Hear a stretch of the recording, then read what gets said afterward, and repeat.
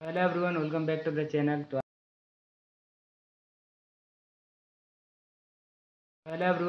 To the channel. तो आज मैं माता रानी की कृपा से तारापीठ जाने वाला हूँ, जो कि पश्चिम बंगाल की राजधानी कोलकाता से करीब 200 किलोमीटर आगे है और पश्चिम बंगाल के ज़िले बीरभूम ज़िला में पड़ता है, जो कि माँ तारापीठ नाम में प्रसिद्ध है। तो वही आज हम जाएंगे। तो इस ब्लॉग में पूरा बने रहिएगा, मैं पूरी जानकारी दूंगा, कैसे जाएं, कहाँ रुके और वहाँ के क्या क्या घूमने है, ये सब मैं बताऊंगा। तो मैं पहले बता दूं, मैं रांची से जा रहा हूँ, तो रांची से मेरा ब्लॉग स्टार्ट होगा। तो अब मैं पैदल बिग बाज़ार पहुँच गया हूँ। अब चलो, मैं स्टेशन अब पहुँचने वाला हूँ। तो वहाँ स्टेशन के बाहर में एक इंजन है, तो चलिए मैं उसके बारे आप सबको बताता हूँ। यह स्टीम इंजन 2004 में रेलवे स्टेशन पर लगाया गया है। रांची सिटी में पहली बार ट्रेन 1907 में नैरो गेज पर चली थी, जो रांची से पुरुलिया तक चली गई थी। इसके बाद रांची से लोहरदगा के बीच 1913 से पैसेंजर ट्रेन शुरू हुई। यह ट्रेन रांची और लोहरदगा के बीच दिन में एक बार चलती थी। सुबह यह ट्रेन रांची से आप सबको पता है, सन 1907 में ईस्वी में रांची पुरुलिया रेलमार्ग का उद्घाटन बंगाल के गवर्नर सर एड्रयू फ्रेजर ने किया था। टिकट न मिलने के कारण मैं तत्काल में बुक करवाया था, तो मेरा सीट मिल गया। तो आ गए हैं सब भैया और सामान वामान सब रखते हैं और बैठते हैं।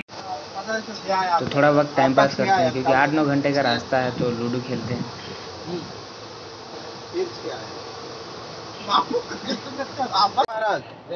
तो कहीं भी लंबा ट्रेवल करें तो खाना साथ में ले लें। हम लोग भी ले लिए हैं, तो खाना खा लेते हैं। तो देख सकते हैं बाहर कितना अंधेरा है। रोटी, सब्जी, प्याज और बहुत कुछ है।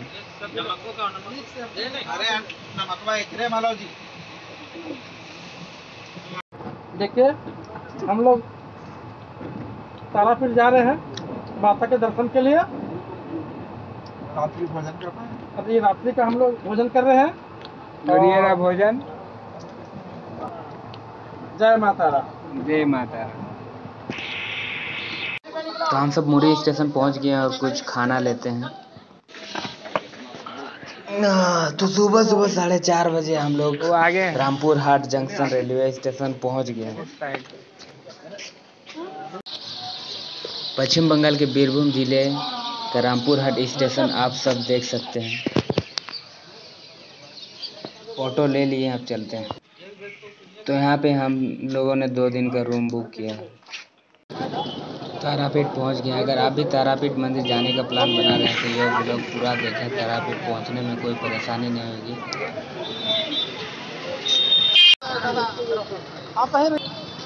आइए द्वारिका नदी का दर्शन करवाते हैं।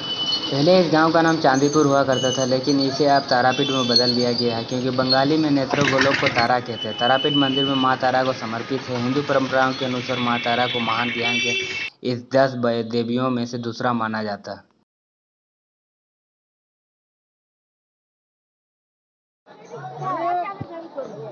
तो देख सकते हैं हम लोग तारापीठ मंदिर के मुख्य द्वार पहुंच गए हैं। तो यहाँ की तारापीठ मंदिर के दर्शन के लिए कुछ नियम है, जिन्हें आप सब भी ध्यान रखें। यात्रियों को मंदिर में पालतू जानवर के ले जाने की अनुमति नहीं है।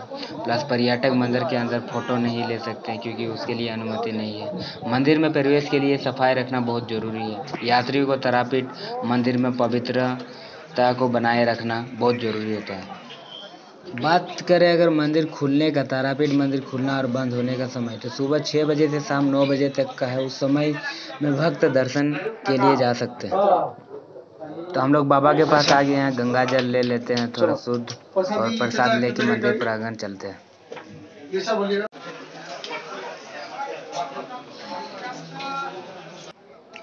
मैं आप सबको तो द्वारिका नदी दिखाई दिया था, लेकिन एक बात बोलना था कि भारत की सभी नदियां उत्तर से दक्षिण की ओर बहती है, लेकिन यह नदी दक्षिण से उत्तर की ओर बहती है।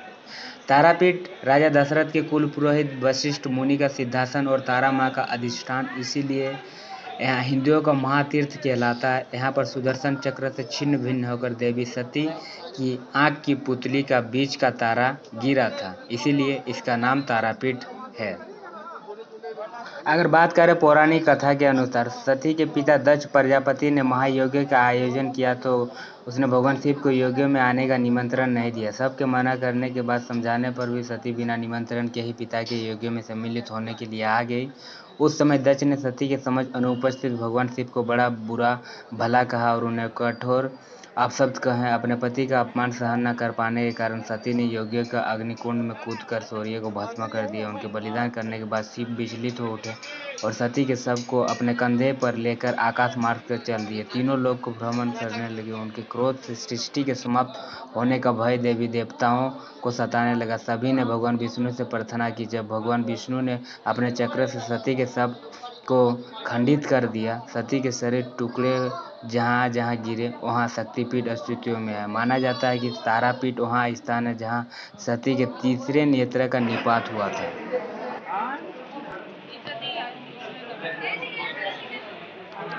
तारापीठ राजा दशरथ के कुल पुरोहित वशिष्ठ मुनि का सिद्ध स्थान भी है। बताया जाता है कि प्राचीन काल में महर्षि वशिष्ठ यहाँ माँ तारा की आराधना करके सिद्धियाँ प्राप्त की थी। उस समय उन्होंने मंदिर का निर्माण करवाया था, लेकिन कालांतर में वह मंदिर जमीन के नीचे धंस गया। बाद में जयव्रत नामक एक व्यापारी ने इसे फिर से बनवाया। जिस प्रकार रामकृष्ण परमहंस को मां काली ने दर्शन दिया था, ठीक उसी प्रकार तारापीठ के सिद्धसन बामाखेपा को देवी ने दिव्य ज्ञान दिया था।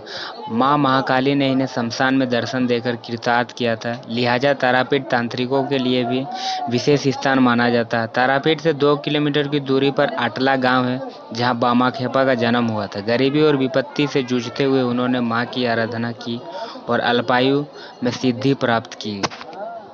काली पूजा की रात में बामाखेपा को साधना के दौरान मां तारा ने दर्शन दिया। कहा जाता है कि मां तारा बाघ की काल पहने हुए, एक हाथ में तलवार, एक हाथ में कंकाल की खोपड़ी, एक हाथ में कमल फूल और एक हाथ में अस्त्र लिए हुए प्रकट हुई। उन्होंने पैरों में पायल पहन रखी थी और उनके केस खुले हुए थे। बामाखेपा के अनुसार माता ने जीभ बाहर निकाल रखा था और वातावरण रोशनी और सुगंध से भर गया था।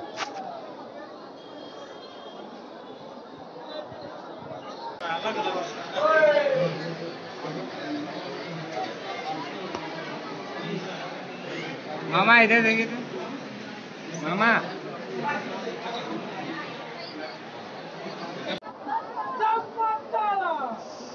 करीब 2.5 से 3 घंटा के बाद हम लोग अब मंदिर पहुंचने वाले हैं।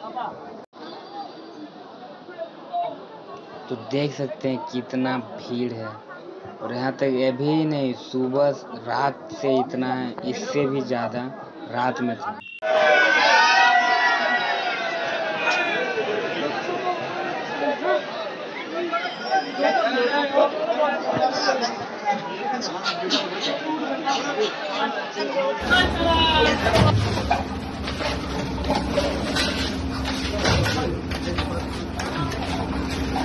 जय मां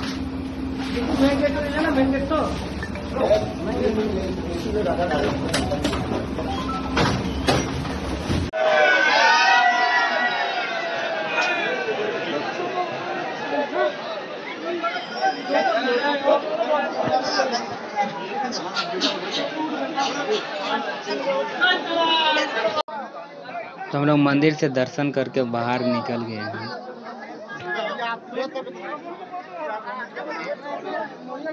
बट ठीक से दर्शन नहीं हुआ, तो फिर बाबा जी से हम लोग बात करते हैं, तो VIP में फिर से हम लोग को घुसा देंगे। तो आइए, फिर दोबारा, लोगों का एक बार नसीब नहीं होता। आज माता रानी की कृपा के कारण हम लोगों को आज एक ही दिन में 2 बार नसीब हो रहा है। इसके लिए क्या बोलें।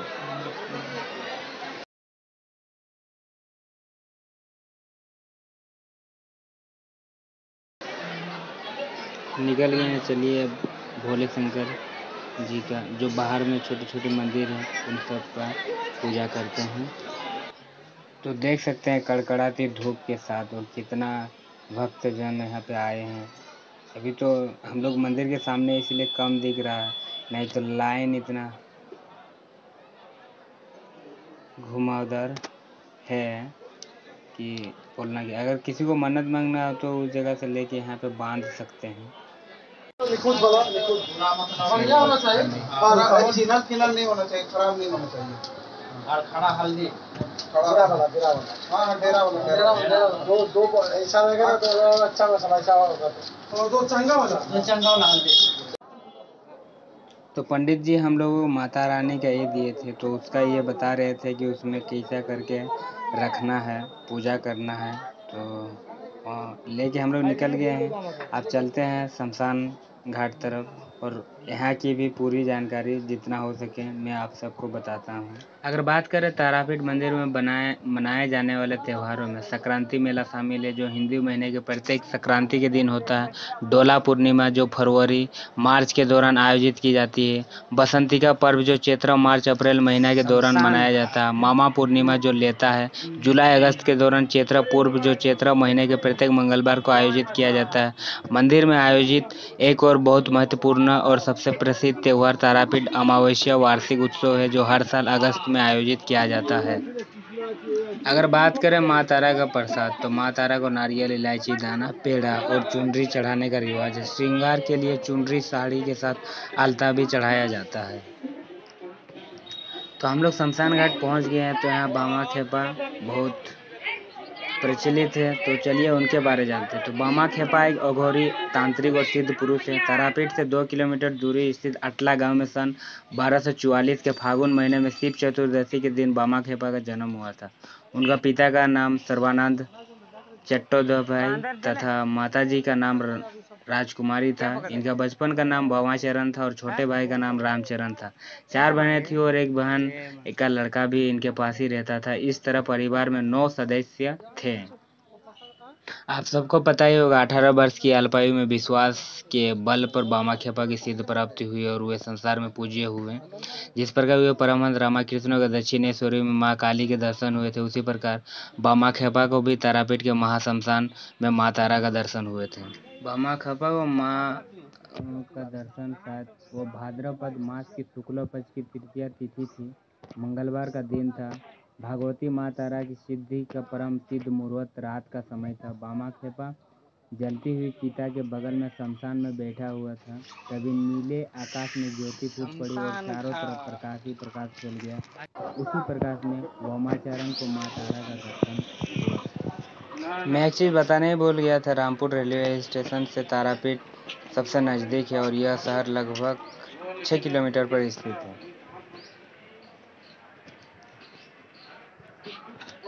तो द्वारिका नदी आगे हम लोग बहुत घूम लिए, पूजा पाठ भी हो गया। तो अब हम लोग फिर से वापस अपने रूम चलते हैं।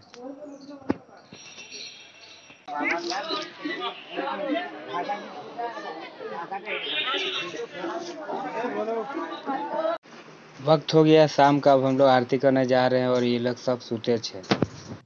आप भेज दे, चलिए।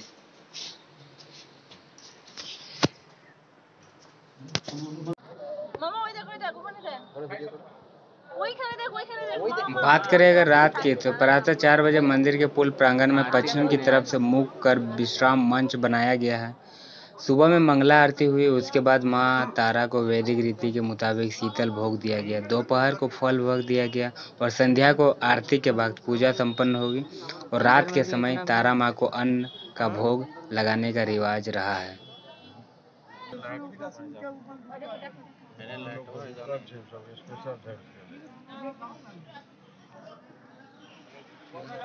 तो हम सब अभी रात में आए हैं और बाहर में बैठ गए हैं। तो बाहर में जो प्रोजेक्टर बड़ा सा एक डिस्प्ले लगा हुआ रहता है, उसी में माँ तारा का पूरा वीडियो लाइव आता है। तो हम लोग वही देख के अभी रात शाम के समय आरती करने के लिए अभी माँ तारा मंदिर आए हैं। आज माता रानी के दरबार में हम लोग का दूसरा दिन है।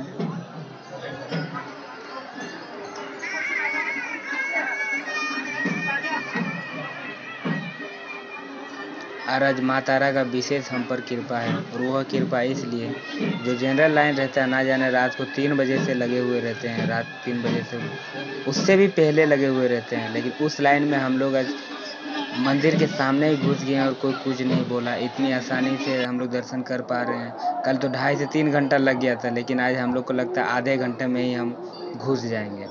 तो ये माता रानी की कृपा ही है, जिसकी वजह से हम लोग दूसरी बार फिर से दर्शन करने के लिए फिर माता रानी के दरबार में फिर हम उनके मंदिर प्रांगण में फिर से प्रवेश करेंगे। तो